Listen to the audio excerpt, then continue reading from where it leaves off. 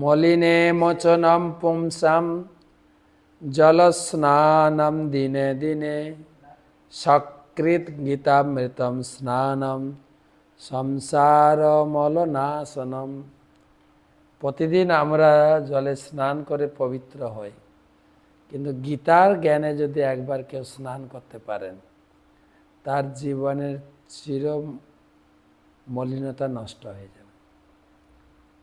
আজকের আলোচনা 61তম শ্লোক। তানি সর্বাণি সংযম্য যুক্তাসিত মৎপর বসেহি যস্য ইন্দ্রিয়াণি তস্য প্রজ্ঞা প্রতিষ্ঠিতা। তানি সর্বাণি সংযম্য যুক্তাসিত মৎপর বসেহি যস্য ইন্দ্রিয়াণি তস্য প্রজ্ঞা প্রতিষ্ঠিতা। তো অনুবাদ: যিনি তার ইন্দ্রিয় সমূহ সংযম পূর্বক তাদের সম্পূর্ণরূপে বশীভূত করে আমার প্রতি উত্তমা ভক্তিপরায়ণ হয়েছেন, তিনি স্থিতপ্রজ্ঞ। আমাদের আলোচনা হচ্ছে যে স্থিতপ্রজ্ঞ বা শুদ্ধভক্ত কিভাবে অবস্থান করেন।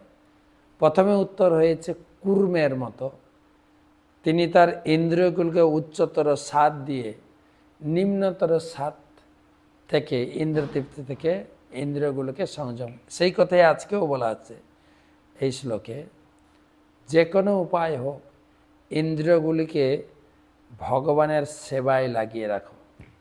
বহুপাত তাৎপর্যে একটা শ্লোক নিয়ে এসছেন ভাগবতম থেকে, অম্বরীশ মহারাজের কাহিনী, যিনি তার প্রত্যেকটি ইন্দ্রিয় ভগবানের সেবায় লাগিয়েছেন। কিভাবে? সবাই মনকৃষ্ণ পদার বিন্দয়, মনকে ভগবানের চিন্তায়, বচামসি বৈকুণ্ঠ গুণার্ণবর, মুখ দিয়ে কেবল হরি কথা কীর্তন করতেন। করৌ হরের মন্দির মার্জন, হাত দিয়ে মন্দির মার্জন করতেন।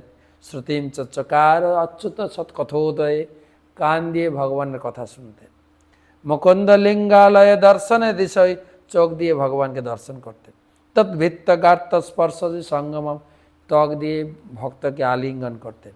ঘ্রাণাম চ তৎপাদ সৌরজ সৌরভে, নাক দিয়ে ভগবানের চরণে অর্পিত তুলসীপত্র এবং পুষ্পের ঘ্রাণ গ্রহণ করতেন।